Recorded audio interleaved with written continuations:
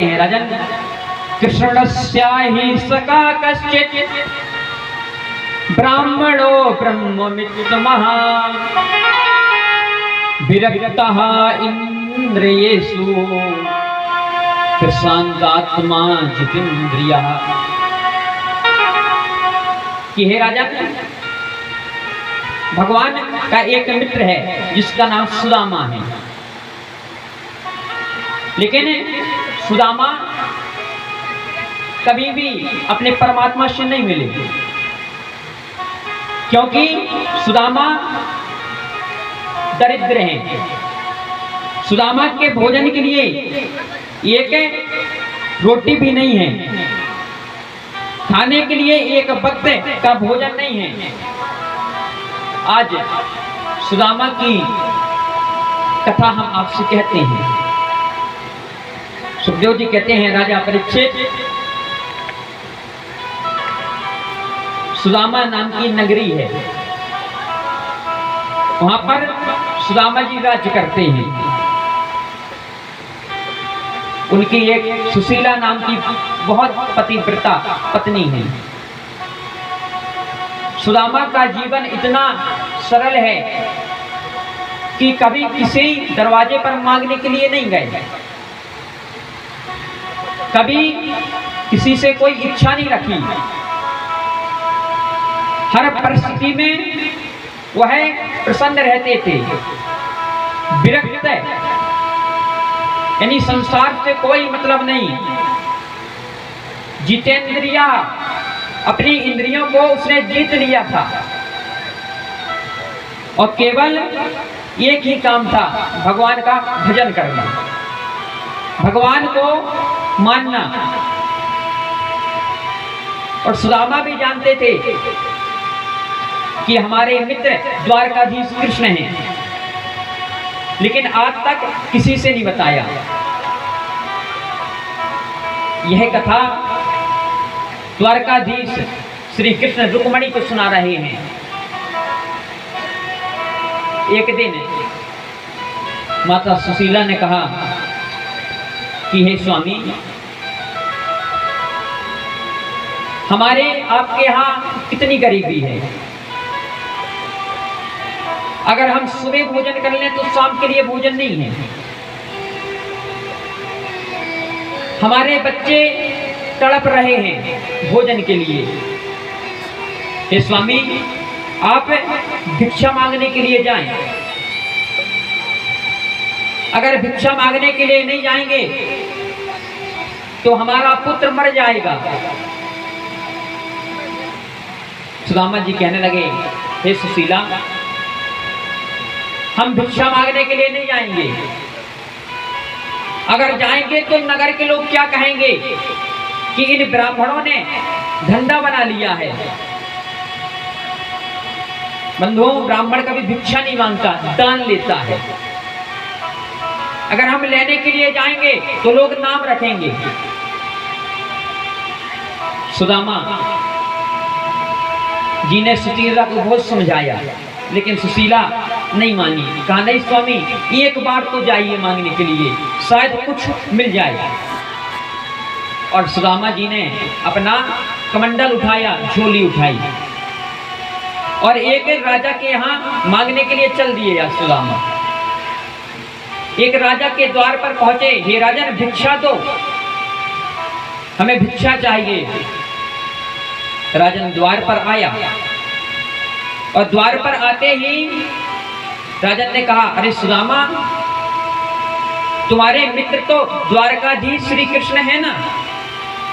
कहा कि हाँ राजन, हमारे मित्र द्वारकाधीश श्री कृष्ण हैं। और जैसे ही इतना कहा, राजा भिक्षा लेने के लिए अंदर गया और सुदामा जी बिना भिक्षा के ही वापस आ गया और अपना कमंडल झोली यमुना में डाल दी और यमुना का जल हाथ में लिया और कहने लगे, हे यमुना मैया, मैं तुम्हें साक्षी मानकर यह वचन लेता हूं कि आज से किसी भी द्वार पर, किसी भी राजा के यहाँ यह सुदामा भिक्षा नहीं मांगेगा। सुदामा मन में सोचने लगे, आज इस राजा ने हमारे मित्र कृष्ण के बारे में पूछा है, अरे कल के दिन यह पूछेगा यह कैसा मित्र है जिसका एक मित्र भोजन के लिए दर दर भटक रहा है। सुदामा सोचने लगे, हमारे मित्र को कोई कुछ ना कहे, क्योंकि हम अपने कर्मों के अनुसार फल भोगते हैं। सुदामा अपने मित्र के कारण गरीब बने। क्यों? एक प्राचीन कथा की ओर पहले चलते। उतंग नाम के एक ऋषि थे। गुरुकुल में कृष्ण और सुदामा पढ़ा करते थे, सांदीपनी गुरुकुल में, यानी उज्जैन में। इस उज्जैन का प्राचीन नाम अवंतिका है।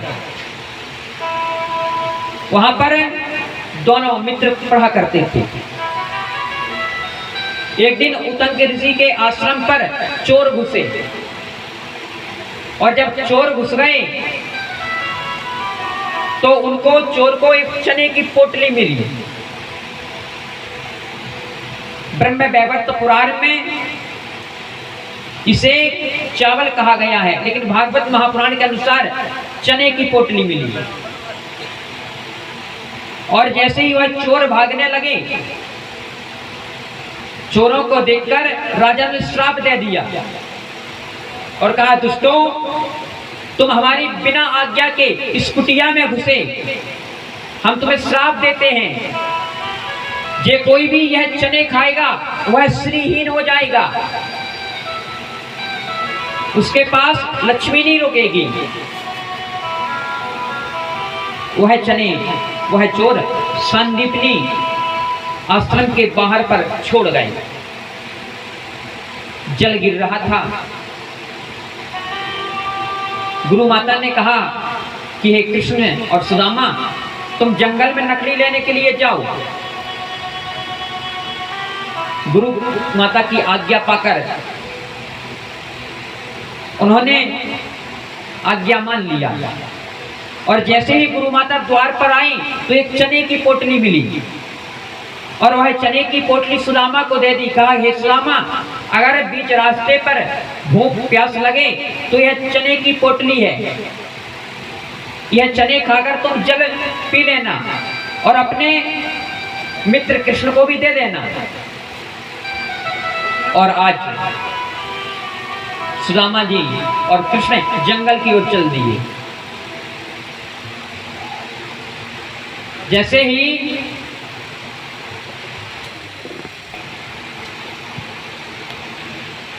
और सुदामा जी ने आंख बंद की और सुदामा जी जान गए, अगर यह चने हमारा कृष्ण मित्र खाएगा तो वह श्रीहीन हो जाएगा। सुदामा जी को पता था यह चने श्रापित हैं, इसलिए सुदामा जी ने पूरे चने खा लिए। और सुदामा जी ने सोचा, अगर मैं यह चने अपने मित्र कृष्ण को दूंगा ना, तो संसार का पालन करने वाला इन चने को खाते ही श्रीहीन हो जाएगा, लक्ष्मी चली जाएगी। और सुदामा ने वह चने खा लिए, और चने खाते ही सुदामा दरिद्र हो गए। अरे भगवान श्री कृष्ण सुदामा के पैर धुलते हैं तो कोई एहसान नहीं करते। सुदामा ने भी अपने जीवन को नष्ट कर दिया किसके कारण? अपने कृष्ण के कारण। अगर सुदामा वह श्रापित चने कृष्ण को भी खिला देता तो वह श्रीहीन हो जाता, लक्ष्मी नहीं रुकती कभी। सुखदेव जी कहते, राजा परीक्षित, धन्य मित्र की मित्रता, धन्य वीर प्रपाल। मित्र बहुत देखे लेकिन सुदामा जैसा मित्र नहीं देखा। मित्र वही है जो संकट के समय अपने मित्र का साथ दे। अगर संकट के समय वह मित्र अपने मित्र पर हंस रहा है ना, तो वह मित्र नहीं, आपका दुश्मन है। गोस्वामी जी ने लिख दिया, रामायण में क्या, जे न मित्र दुख होई दुखारी, जे न मित्र दुख होई दुखारी, जे न मित्र दुख होई दुखारी, जे न मित्र दुख होई दुखारी, बिना ही बिलोकत पातक भारी, बिना ही बिलोकत पातक भारी, जे न मित्र दुख होई दुखारी, जे न मित्र दुख होई दुखारी, बिना ही बिलोकत पातक भारी, बिना ही बिलोकत पातक भारी, जे न मित्र दुख होई दुखारी, तिनहि बिलोकत पातक भारी। अगर मित्र की दीन दशा को देखकर दुखी नहीं होता, तो गोस्वामी जी कहते हैं चाहे चंडाल का मुख देख लो और चाहे अपने मित्र का मुख देख लो, बराबर पाप लगता है। आज रुक्मण सुशीला कहने लगी कि हे स्वामी, आप अपने मित्र के यहाँ जाइए। अगर आप अपने मित्र के यहाँ जाएंगे तो मित्र तुम्हें बहुत कुछ देंगे। सुशीला ने बहुत समझाया सुदामा जी को। सुदामा कहने लगी, सुशीला हमारी प्रतिज्ञा न तोड़ो। अगर हम अपने मित्र से मांगेंगे तो हमारा मित्र कहेगा कि यह लालची है। आज जब श्रीहीन हो गया तो हमसे मांगने के लिए आ गया। और सुशीला का पुत्र कहता है, माँ मुझे भूख लगी है, कुछ भोजन दो, मैंने 2 दिन से भोजन नहीं किया। सुशीला कहने लगी, पुत्र तू झूठ बोल रहा है ना, तुझे भूख नहीं लगी है। पुत्र आज एकादशी है, कल जब द्वादशी होगी तुझे भोजन मिलेगा। पुत्र कहने लगा, माँ आप कल भी कह रही थी आज एकादशी है और आज भी कह रही हैं आज एकादशी है, क्या 2 दिन एकादशी होती है? माँ मैं झूठ ही नहीं बोलता, मुझे बहुत भूख लगी है, आज कुछ खाने के लिए दे दे। यह दृश्य भगवान श्री कृष्ण रुक्मणी को दिखा रहे हैं। रुक्मणी यह दृश्य देखो। आज रुक्मणी ने कहा कि सरकार आप क्यों नहीं जाते, आप अपने मित्र की सहायता क्यों नहीं करते? भगवान श्री कृष्ण कहने लगे, रुक्मणी हमारा मित्र भी जिद्दी है और हम भी जिद्दी हैं। जब तक कोई हमारे पास मांगने के लिए न आए तो हम कुछ नहीं दे सकते। और हमारा मित्र भी जिद्दी है, उसने भी ठान ली कि हम कृष्ण से कुछ नहीं मांगेंगे। आज सुशीला का पुत्र बहुत रोने लगा, माँ मेरे प्राण जा रहे हैं, भोजन दे दे। सुशीला कहने लगी, हे पुत्र तुम्हारे चाचा द्वारकाधीश श्री कृष्ण हैं, उनसे ही प्रार्थना करो, वो ही कुछ अब देंगे तुमको। जब ऐसा कहा तो सुशीला के पुत्र की जान चली गई। सुशीला का पुत्र मर गया, लेकिन सुदामा जी मांगने के लिए नहीं गए। धन्य मित्र की मित्रता, धन्य वीर कृपाल, नहीं गरीबी को तजा, तजा एक लौता लाल। सुदामा जी के देखते देखते उनका पुत्र मर गया, लेकिन अपने मित्र से मांगने के लिए कुछ नहीं गए। सुशीला ने चरण पकड़ लिए, स्वामी जब हम ही मर जाएंगे, जब आप अपने मित्र के पास जाओगे क्या? सुदामा जी ने कहा, हे सुशीला 4 जगह खाली हाथ नहीं जाया जाता। अगर मैं अपने मित्र से मिलने के लिए भी जाऊं तो मैं क्या लेकर जाऊंगा? और मेरा मित्र पूछेगा हे सुदामा कुछ लेकर आए तो मैं उनको क्या दूंगा। सुदामा जी कहने लगे, हे सुशीला, अगर आप गुरु के यहाँ जाएं तो कुछ लेकर जाएं, मित्र के यहाँ जाएं तो कुछ लेकर जाएं, कथा सत्संग में जाएं तो कुछ लेकर जाएं, और यज्ञ जहाँ हो रहा है वहां पर भी कुछ लेकर जाना चाहिए। इन 4 जगहों पर खाली हाथ नहीं जाना चाहिए। सुशीला ने कहा, हे स्वामी, हम कुछ व्यवस्था करते हैं, आप तैयारी करो अपने मित्र से मिलने के लिए। और 4 घरों में सुशीला गई और मांगने पर 4 घर के चावल अलग अलग थे, अलग अलग 4 मुट्ठी चावल लेकर आई। फटा कपड़ा था, एक कपड़े के 4 डूनर किए और उसी कपड़े में एक पोटली बना दी और सुदामा जी को दे दी। कहा कि हे स्वामी, यह आप अपने मित्र को दे देना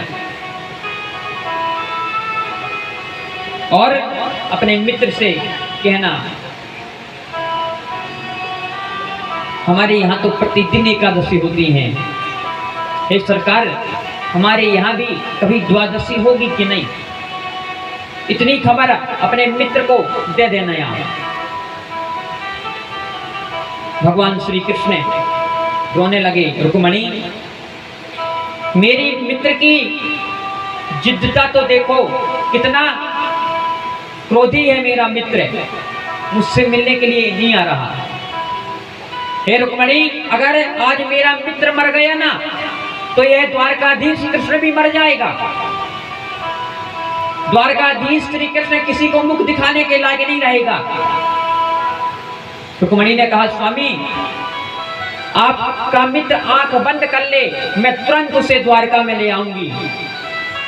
आज सुदामा जी जा रहे हैं द्वारका की ओर, और द्वारका की ओर जाते जाते बीच मार्ग में सो गया। और जब बीच मार्ग में सो गए तो योग माया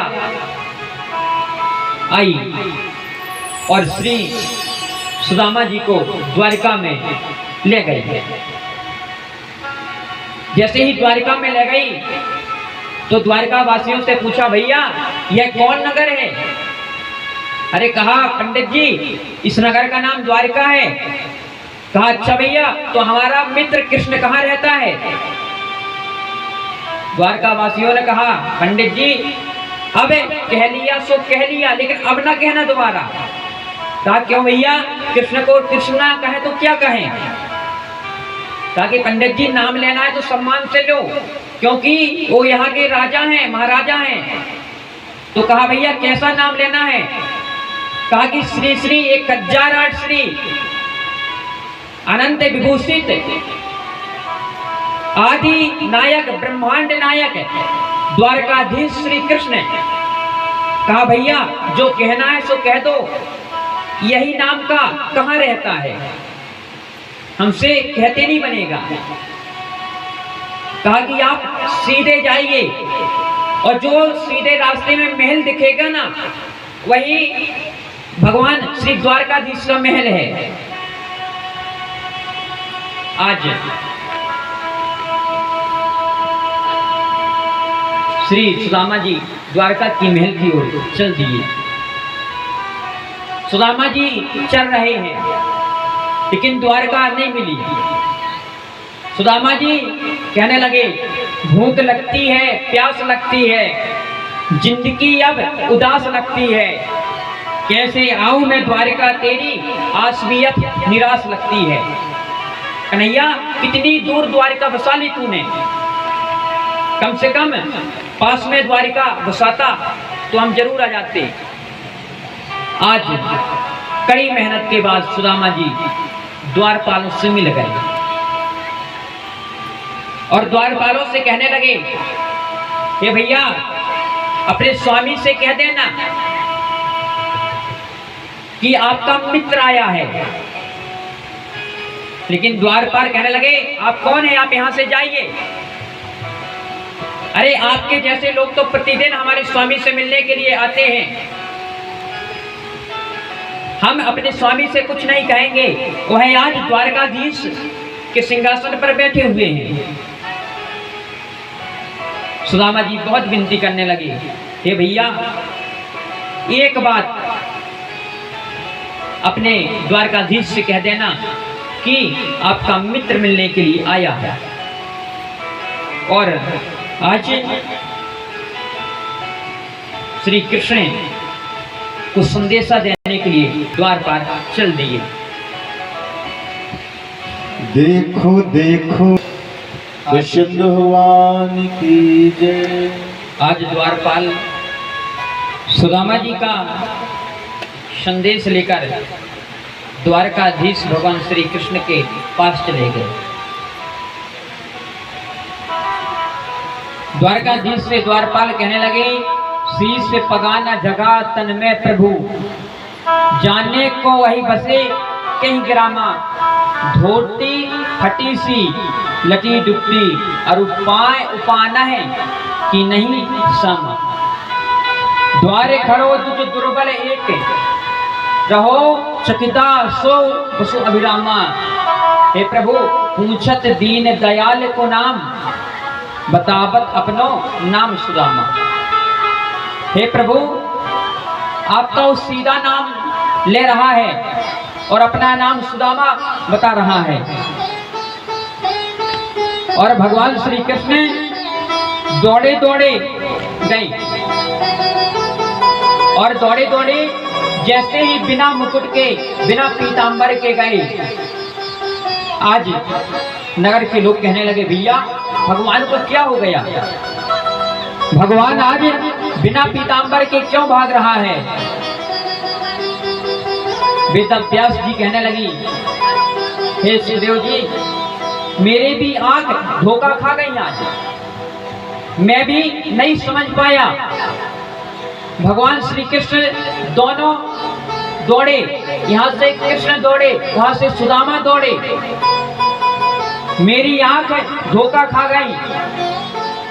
दोनों दौड़े दोनों लपटे, दोनों में उड़कर कौन मिला स्पष्ट बताना मुश्किल है, दोनों में से पहले कौन मिला। व्यास जी कहते हैं मैं भी नहीं बता सकता कि पहले सुदामा मिले कि पहले कृष्ण मिले। आज भगवान श्री कृष्ण ने सुदामा को साथ में लिया, अपने आसन पर बिठाया और आसन पर बिठाकर जल के लिए रुक्मिणी से कहा कि हे रुक्मिणी आप जल लेकर आओ। जल आने में देरी हो गई, देख सुदामा की दीन दशा, करुणा करके करुणा निधि रोए, पानी परात को हाथ छो नहीं, नैनन के जल से पग धोए। रुक्मिणी जल लाने में थोड़ा देर कर देती हैं और भगवान ने अपने नैनों के जल से सुदामा के चरण धो दिए। सुदामा जी को लिटाया गया। भगवान श्री कृष्ण कहने लगे, मित्र ये बताओ आप बैरागियों जैसी बात करते थे, आप विरक्त रहे के गृहस्थ? ताकि हे मित्र हम तो गृहस्थ हैं। भैया कन्हैया तू बता तेरी शादी आदि हुई कि नहीं? कन्हैया ने कहा, मित्र जो जितनी इतनी लंबी लान है ना 1 किलोमीटर की, सब अपनी है। कृष्ण ने कहा, हे मित्र इनको आशीर्वाद दो। और जैसे ही रुक्मिणी आई, सुदामा ने कहा, पुत्रवती भवा पति प्रिया भवा। 1 2 10 50 100 तक नंबर चला। अब सुदामा जी का हाथ दर्द करने लगा। ये कन्हैया अभी और कितनी है? कन्हैया कहने लगे, अभी तो शुरुआत है, बस अभी तो बहुत है। कन्हैया कहने लगे, आप तो आशीर्वाद देते जाओ, बस अभी ना पूछो कितनी है। कहा कम से कम गिनती तो बता। कन्हैया ने कहा 16,108 है मित्र। कृष्ण कहने लगे कि भैया तुम्हारा विवाह हो गया और तुमने हमें कार्ड तक नहीं दिया। सुदामा कहने लगे धन्य है कन्हैया, मेरा एक विवाह हुआ मैंने कार्ड नहीं दिया, और तेरा विवाह हुआ तो रोज कार्ड ही भेजता रहा होगा। तूने मुझे रोज कार्ड दिया है क्या? गरीब ब्राह्मण का एक हो गया तो कार्ड की प्रतीक्षा करने लगा, और तेरे इतने विवाह हुए अपने मित्र की याद तक नहीं आई तेरे। कहा मित्र बात छोड़ो, आशीर्वाद दो। 5000 तक आशीर्वाद दिया। अब सुदामा जी का हाथ दर्द करने लगा। सुदामा जी कहने लगे बस भैया बंद कर, अब हम नहीं दे पाएंगे। कन्हैया कहने लगे आशीर्वाद तो देना पड़ेगा। सुदामा कहने लगे भैया एक काम कर, देख ये तेरी इतनी सारी पत्नी है ना, ये इतनी पत्नियों को तू स्वामी है, तू इनका मालिक है। हे कन्हैया ये तेरी अर्धांगिनी और तू इको अर्धांग, तू आशीर्वाद ले ले। तो जान ले सबने आशीर्वाद ले लिया। कहा मित्र अच्छी बात बताई। आज भगवान ने सुदामा जी के पैर छुए और सुदामा जी ने कहा भैया अब हम जाना चाहते हैं। और इधर सुदामा जी जाने की तैयारी करने लगे। और जब जाते जाते कृष्ण ने पूछा हमारी भाभी ने कुछ दिया है आपको? कहा कि हाँ चावल दिए हैं, एक मुट्ठी खाए एक लोक दे दिया, 2 मुट्ठी चावल खाए दूसरा लोक दे दिया। और जैसे ही तीसरी मुट्ठी खाने लगे रुक्मणी ने हाथ पकड़ लिया, सरकार अगर तीसरी मुट्ठी खाओगे तो अपना परिवार बहुत बड़ा है, कहाँ रहेगा? अपन किसके सहारे रहेंगे?